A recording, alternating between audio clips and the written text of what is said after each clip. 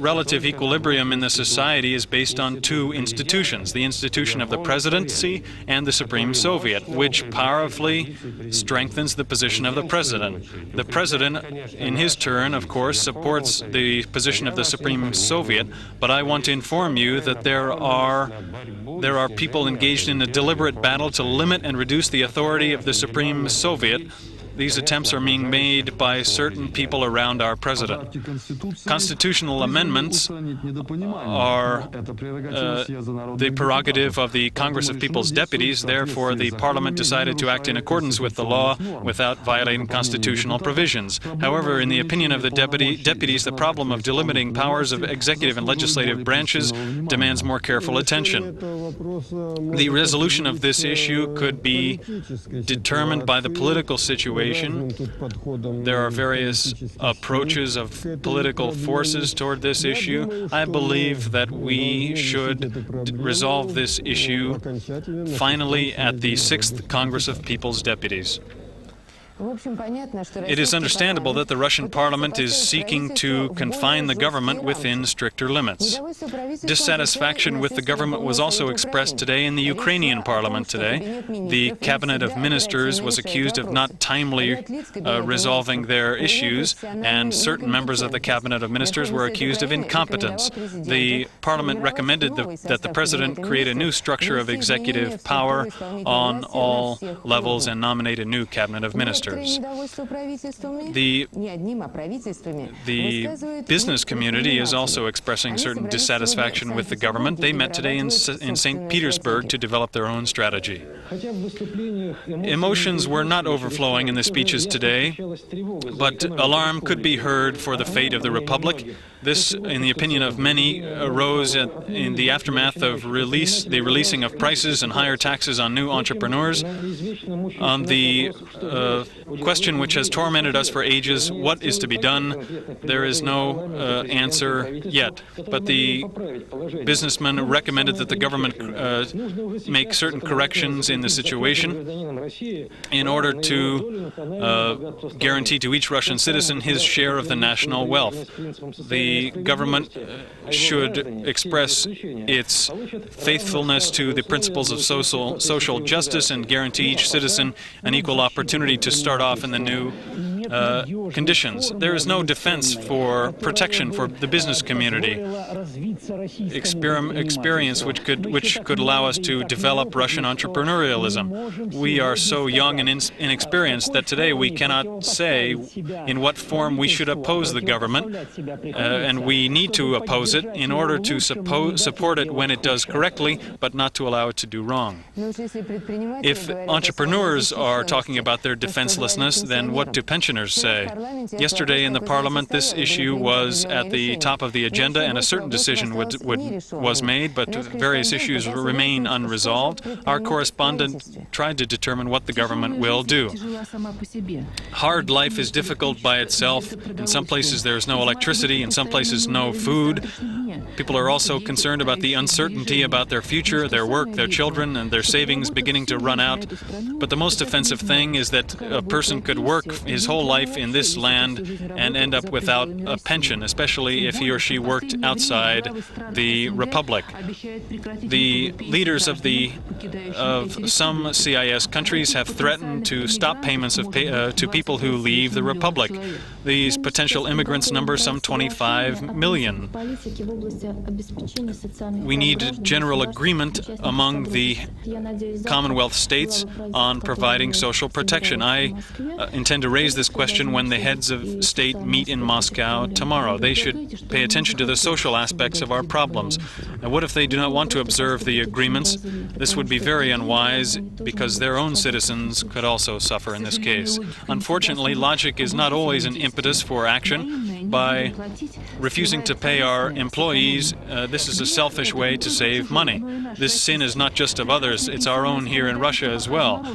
Russian pension legislation is frozen and the pension law in force has been compromised.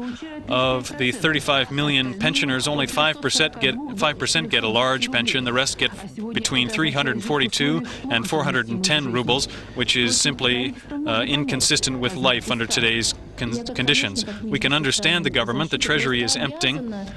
I, as the Minister of Social Protection, am obligated to fight for every kopeck for social protection. Yesterday, the Parliament decided to increase the pension of war veterans by 50%, and today the Ministry of Social Protection plans to give additional payments to regular pensioners as well. If we do not value our people, then the people will have less interest in patiently enduring these reforms. The borders between the former Soviet republics created by political ambitions are interfering. The main result of tomorrow's meeting of the CIS heads of states can be the conclusion of an agreement on regulating economic relations between the Commonwealth member nations. They have 9 issues to discuss, which could be resolved only in a favorable political situation in the CIS. Unfortunately, it's not hard to predict that, as in the Russian and Parliament and Ukrainian parliaments was discussed yesterday, the bone of contention at this meeting will be the Black Sea Fleet and the Crimea. The situation there looks like this today.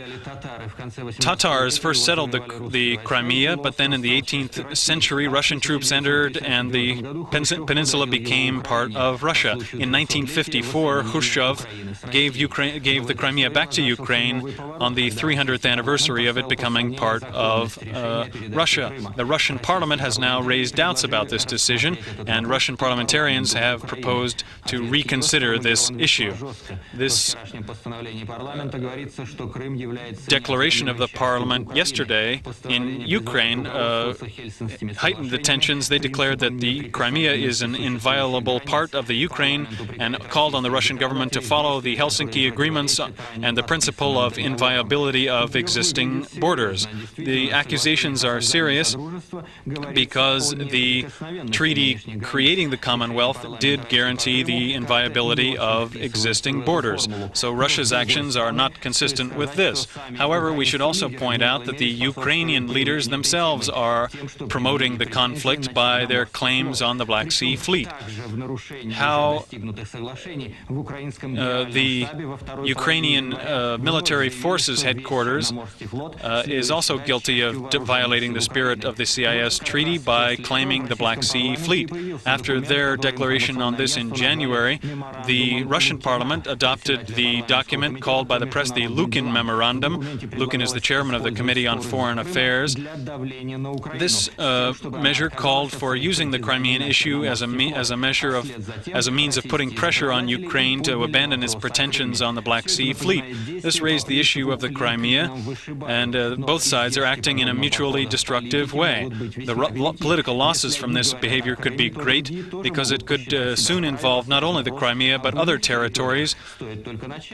We can only begin this process and see where it goes. The leaders of the former Soviet geodesical organization say that leaders of various republics are already demanding that all maps showing the boundaries of their republics before their entry into the Soviet Union be returned to them. It is possible that the Russian politicians are starting up a hellish mechanism which could destroy the Commonwealth, the preservation of which they consider one of their main goals.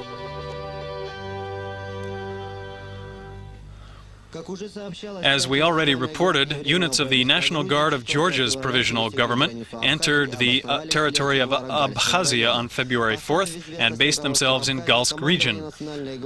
The National Guard on February 6th deployed 1 battalion in Sukhumi. The government of Abkhazia had sufficient power to maintain order in the republic, but attempted to resolve the crisis peacefully. After exhausting all the political solutions to the problem, this government did not resist the introduction of armed forces in order not to strain the good relations between these two peoples, which have been created with difficulty in recent times. Yesterday in Sukhumi there was a press conference by the acting National Guard commander Georgy Karkarashvili, who said that all of our activities in Abkhazia will be approved by its leadership and will be conducted with the direct participation of law enforcement enforcement agencies of Georgia and Abkhazia. Our main mission is the renewal of regular train traffic in Abkhazia and to prevent the movement of roaming bands in and around Tbilisi. Mr. Karakashvili said that the presence of the National Guard in Abkhazia will end as soon as its mission is fulfilled. The presence of the National Guard here does not cause joy to the residents here, but is greeted with understanding of the situation. Now on the situation in Nagorno-Karabakh. Azerbaijani armed units, according to the Lur Information Center, are continuing to fire on the Armenian villages in Nagorno-Karabakh, which are located close to the border with Agdan region of Azerbaijan. Shooting continued all day on February 6th and throughout Thursday night. The strongest fire fell on the village of Parukh, where Armenian armed units are based. Thursday night, Stepanakert and Khankendi was under rocket fire from the direction of Shusha. 7 Alazan rockets were fired without casualties or destruction, fortunately. Interfax news agency reports that the Azerbaijan Defense Ministry says that Armenian units fired on Shusha last night and this morning